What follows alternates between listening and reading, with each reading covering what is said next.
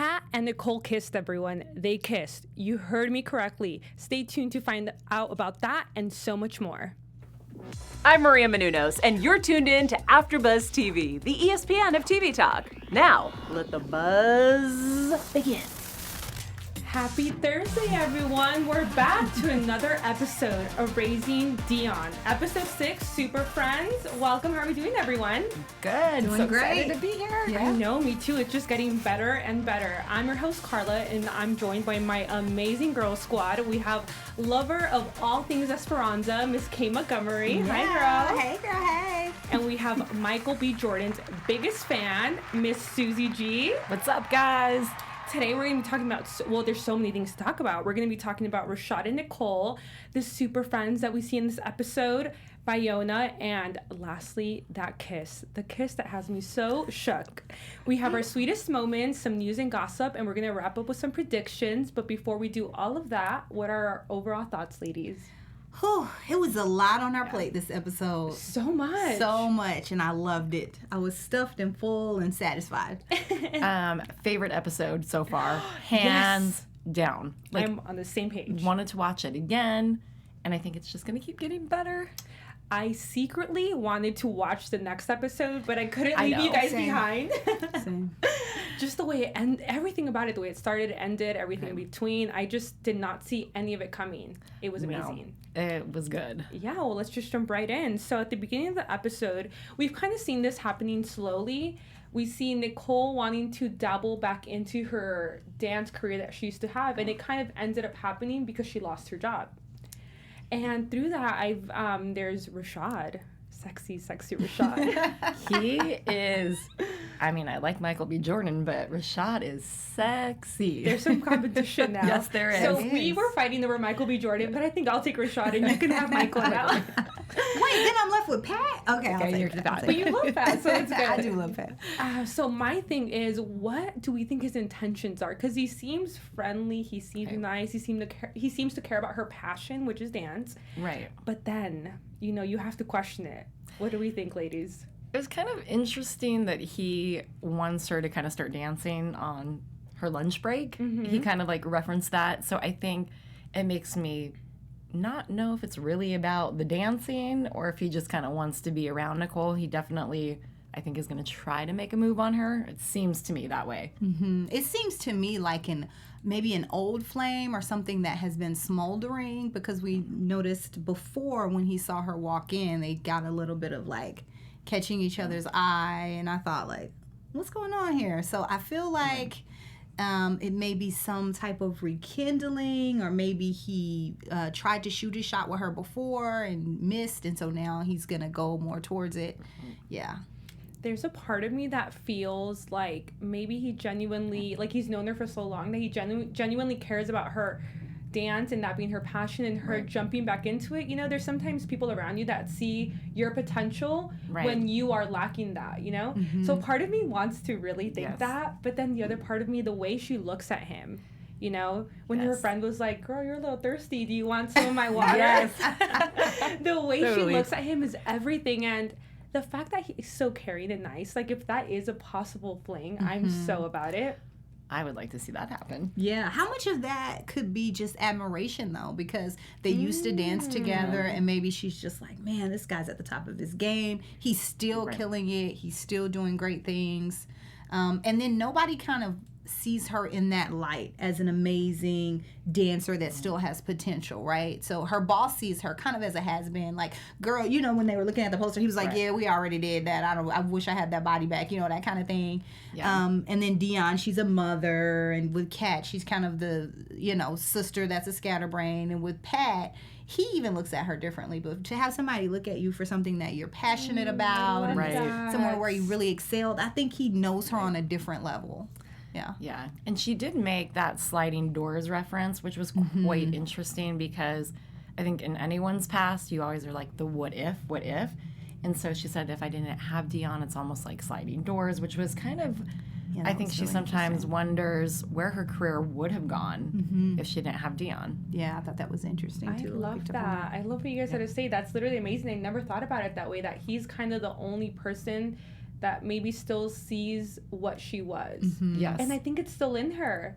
So I think she Yeah. needs to forget about lunch. Have a quick little snack in the middle of whatever it is you do throughout the day and just go for it. Get in there. Yeah. Because I think at this point, like, what's really her happiness, you know?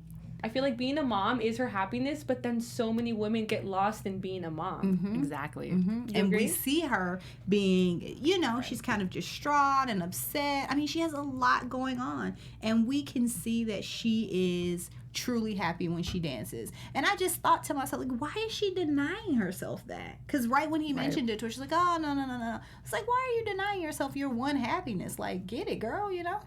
Yeah. I think women were just really selfless. Right. Naturally. And it's our we're our own worst, you know, enemy sometimes. Yes. Like, I just think it works out that way. But before we move on to our next topic, we have a very special announcement for you ladies from Susie. Yes. If you guys are on YouTube watching us, make sure you subscribe. Leave us some comments because we would like to answer all of those. 5 stars on iTunes. And again, make sure you follow us at AfterBuzz TV on all of our socials because you guys are what makes this all happen. You are our super friends, our super fans, and none of this would be possible without you guys. So the more comments you leave, the more that we can answer on all of our shows across the board.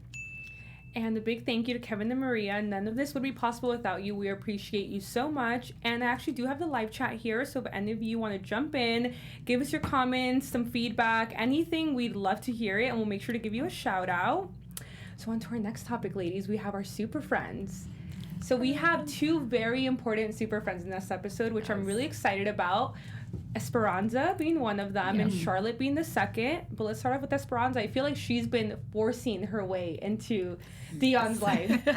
She is to the point, direct. She does not care, and she finally is getting what she wants. Right. You know? Yeah. I thought it was so cute when she made the comment like, "Oh, you told Jonathan I'm cooler than him," or like, "We're friends." And I was like, "Oh my god." That was so She's funny. like, I'll play it cool. Wait, that wasn't cool.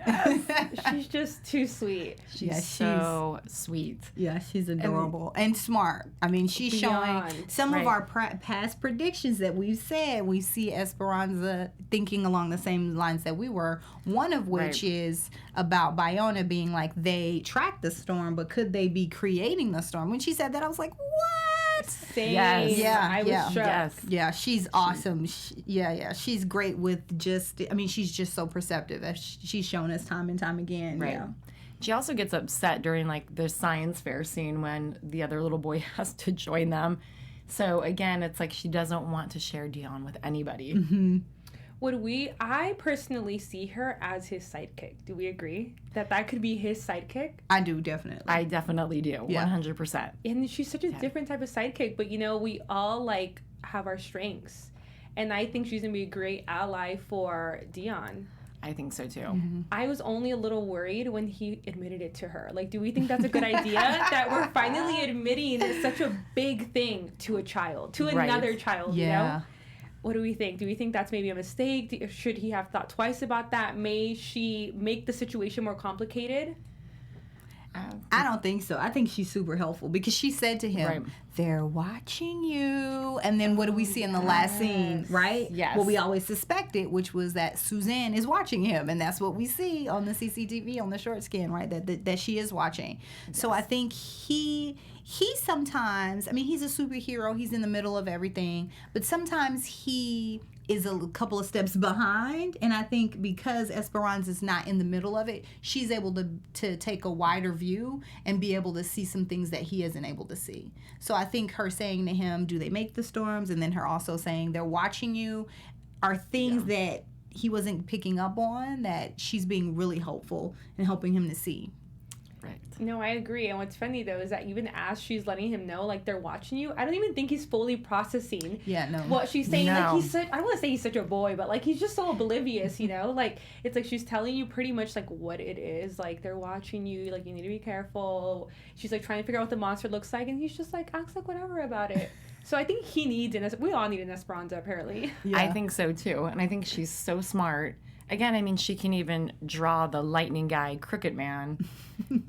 out of nowhere, and like she nailed it. So she's definitely on to something, and I think she's going to end up being very helpful for him in all of this. Yeah. I agree. I think Pat and Esperanza are, well, now also Charlotte, which is the other character I want to get into. So much about her I kind of feel bad about, but I like so much. She's just a badass. She's a hard ass. She's amazing. But then she says some really like disheartening things when she's like, look, I survived because I'm alone. Right. Is that what you want for your son? Do you not want him to have any family, any friends? And to think that that is the only way someone can survive, like I think there's nothing worse than being lonely. You want to be able to turn to someone. Right. Yeah. But that could get her killed, or maybe even her loved ones killed, you know? So, sorry. No, go we right see ahead. her opening up in this episode, which I love. Yeah. She's a little bit more like vulnerable. She becomes a little bit more warm. The whole superhero training scene had me like, you know, she's like, what's up? Mm-mm. And he's like, mind mover. And then he's like, here's Pinchy. And she's like, no. It just, you see kind of a funnier side of her and a more like warm and kind of an actual human side of her. Yeah. But I just thought that whole scene was great. Yeah, she was great in that scene. I thought she was kind of a mean Mr. Miyagi. Because she was zapping him. It reminded me of J.K. Simmons in the movie where the kids play the drums. You know what I'm talking about, that movie? And I was like, wow, she's totally like him as as a trainer or a mentor. But I think that's what he needs. Because think about it. Like, he 100%. Has Pat, who's like giving him whatever he wants, letting him use his powers for, well, they're not evil, but, you know, he's beating people at basketball with his powers. Like, that's the best use of his powers. And then his mom is just kind of, you know, trying to shepherd him along, but he's her baby, so she's going to kind of coddle him. But I really felt like he needed someone like Charlotte in his life that's tough with him, that doesn't, you know, give him a mile. You know, she only gives him an inch, and she's like, listen, you have to do this, this, and this. You might not like it. It might be hard, but this is the best thing for you. You know, don't you want to live? So I thought, like, yeah, he needs some of that, like, toughness in his life. He does not have that, yeah. I 100% agree, because in that, when they started their training, right off the bat, the mom, Nicole, she was very, like, wouldn't let much happen. Right. It's like, and what do you, like, you want him to survive, but then you want to shelter him. You can't shelter someone that's stronger than you. You know, he has superpowers. Yeah. Do you guys think she's overstepping or being overprotective? I mean, I think she still sees him as her little boy, her little man. And, you know, she's lost her husband. And I think she's just having trouble. She doesn't want him to get hurt. But the only way he's going to survive is to kind of go through this training. And I think that Charlotte did the right thing by kicking her out. Yeah, by just telling her, like, yeah, you got to get out of here. And then she said to Nicole, he's safer here with me than he is with you. What are you going to do? I thought that was a great point. No, it's true. true. Because as a mom, you are the ultimate protector, you think, Right. but in this case, you're really not. Also, a special aside to Dion in that whole scene, because he's wearing a purple do-rag, which I just love, because I feel like a little boy would, like, he would be trying to wave his hair at this point. I was like, wait a minute, does he have on a do-rag right Wave now? check. Yes. Yes. And a cape. Shots out for He's like, that. I'm a superhero. I mean, his whole little outfit when he came out, it's like so cute because he wants to be a superhero, but then you just see he's still such like a little boy. I think he actually, like, well, with training with Charlotte, I think he has so much more potential. But I think the mom being so afraid makes him afraid. And then Charlotte and him had a conversation where Charlotte asked him, like, are you scared? And he's like, I'm scared of scaring my mom. Yes. And then she says, you can't hide to make other people feel comfortable. And that is applicable to so many areas of life. Right. Like, you can't dim your shine to make someone else be okay with your potential. And I think Nicole either needs to get on board, or she's gonna be a part of, not his demise, because I don't think it's gonna get that bad, but she's gonna not help the situation at all. I agree. So I think Charlotte needs to stick around, stop disappearing, please. Stay. A part of me, I mean, this is a little prediction, but a part of me feels like if Charlotte would risk her life to save him. I'm starting to see that in her. Because she's and like heart. Oh, go right ahead. Sorry. No, I thought that's kind of what I took out of this episode. I was like, she's starting to have a little bit of a heart for this little boy, and I think that she's going to be sticking around. Yeah, I hope so, because she loves to just basically Nicole has to beg her in every situation to stick around. Right. But let's hope that she sticks around, because I think that's his best way of survival for sure, especially with his powers. So let's move on to Biona. Something very interesting. When we got to Biona and she said, "I'm accepting your research, I'm giving you clearance," I was like, wait, something is off about this. She knows. You know it. She knows. No, and then she showed up at the school. Right. She was watching them at the birthday party. She's 100% aware. And then my last week's prediction that she was gonna start spying or putting like a tail on Dion was 100% right. When I saw that drone, I was like, yes, I knew it. But why do we think she's allowing Pat to come around now into the lab, which was top secret before a couple episodes ago? I personally believe that she knows that Dion has superhero powers and that they were the ones that broke in. So I think now she sees the closer she keeps Pat to her, the more she might find out, because he always sticks his foot in his mouth. So I think that she knows that now is the time to kind of bring him in, because he's going to say something. Yeah, absolutely. He was in the lab on the phone. Did y'all catch that? Oh Yes. my God. Yes, girl. I was like, you're telling about the lab while you're in there, Yes. and you're saying it to the mom of the little boy they're searching and the husband who died. What? The logic. I'm like, That. Oh my goodness. And also, though, a big, huge kind of key factor in all of this is that Mark had hid the memory card in his watch, and the watch is the big symbolic, thing that Dion is wearing. Yes. But I also thought when, that was a big part of this whole Biona thing, because what's on that memory card, the Iceland event, all the people. So again, I think we're going to see a little bit more of that, and let's hope Pat doesn't do something with that memory card. do we believe the story that Suzanne is telling Pat about why that lab exists? That it was Mark's workspace, and that the Earth is infected. Do we believe any of this? I do not. No, a part of me feels like it's believable, but because it seems to all make sense. Like the radiation, the animals, there's actually people dying, but then the storms is still off. Like why this? Right. I now 100% am certain that they create the storm, the thunder, the what I is think- his name now? It was the lightning guy, but now we have another name. Crooked Man. Crooked Man. Yeah, I thought it was a good one. Is Suzanne the head of Biona? Yes, Yes. from what it looks So like. she's the head. Yeah. I mean, she could have I don't tweaked believe anything for that. This is healthy. This is not. This is dying. So I'm like, I don't really believe this. I think she's trying to pull, Pat into it and get him to believe so that because she's like, something. I know you know Right. something. Did you guys think he was gonna tell? I thought he was gonna tell. I 100% thought so too. I was like, she just made him feel at home by accepting his research. He's gonna say everything. Yep, she should have given him some of that mint chocolate chip ice cream from last episode. That would have sealed the deal. He would have been talking. Yeah. I think that he was smart enough to notice though that they took the surveillance videos out. Did you notice that? Yes, of all the people. I did not very notice interesting. that. Yeah, they took all. How there was the cameras of Yes. all the 12 other, or all the people that were there for the the lightning thing or the light phenomenon in Iceland. Right. They took that out. So now it's clearly not about the animals. Right. It's about the people. But we'll see. I think Pat's onto them though. He knows because for the end of the episode, we see him admitting something's off about this. And I think for the first time, we actually see that Mark knew that Biona was bad through that memory card, because he was obviously trying to figure out what was going on, but he knew he had to hide everything he was finding. Yeah. Wow, I wonder how much they knew about Mark. Did they know about his powers? Yeah, because they had to have known more. And it's interesting to me, though, because even that farmer that we met so many episodes ago that ended up dying. So when they have kids, do they pass it on to their kids? Right, because I'd be interested to see what's up with Brayden. Because we don't know much about if Brayden was born before or after this event. They haven't cleared that, but I was wondering the same thing. Does Brayden have superpowers, too? Because Dion does, but then is the lightning after only people with powers? Or there's just so many questions and possibilities. You know what? I would think it would have to be Brayden, right? Because they look like the same age. They're about the same age. That's a good call. I feel like Brayden you're has right. powers. Ooh, it's a special prediction for next time. I know what my prediction is. So many possibilities.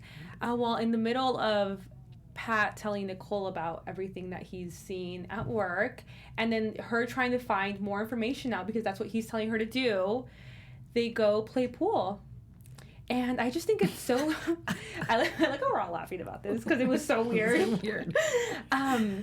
But Pat used to not like her, and I still don't understand that. Like, why didn't you like her? Right. Was it because she took his best friend, or like, and then out of nowhere you like her, and then you're kissing her? They kissed, and in the most awkward way possible. Were you guys expecting that? I feel like I was watching it, and out of nowhere I was like, wait, what? Rewind? I was expecting it. I feel like people missed it because it was like quick So and awkward and fast. fast. And I was like, wait, did he just try to kiss her? He I did. was expecting it because they were getting liquored up. I was like, a poor choice is about to happen because they've been drinking. And you know, Pat is not the best judge of situations. Right. And I was like, I think this is going to go left. Yeah. But I will say, she didn't push him away. Wow, I didn't think about it that way, actually. She wasn't like, and she's pretty outspoken. I feel like she would have been like, I don't want this, or, you know, but she was just like, she was flustered, but she didn't say she didn't like it. I wish Tessa would have been hanging out of the window like, the neighbor. I thought maybe Tessa would come out. Because Tessa called it. I mean, I think, though, that it does go back to it being kind of interesting that we see that he didn't like her for so many years and that she was kind of messy and this and that. And now he's actually kind of really getting to know her. Mm-hmm. And I don't know. I think he's had a secret crush on her forever. Imagine, though. I mean, you do hear that. Like, Yeah. people who pass, and this is us. You see it. Yes. How, like, the husband passes away, the best friend steps in, and, you know, that turns into something. I just find it odd. I agree with you that obviously she didn't say, like, no, but I don't feel like she liked it. Do you think she liked it, Susie? I don't think she liked it, but Yeah. that was my own personal Okay. take. I think she was stunned. Same. Hold up. Let the record show that she does not object when Tessa says to her, like, oh, are you jealous of it? You know, then she's like, what?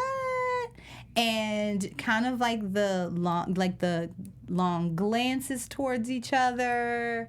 I don't know, guys. I think that this may sound crazy. I think that Pat has a better shot than Rashad has with Nicole. Wow. Really? Yes. That is a twister. That's what I think. The way she looks at Rashad, though, that is connection, you know? There's- I guess we'll have to wait and see about that.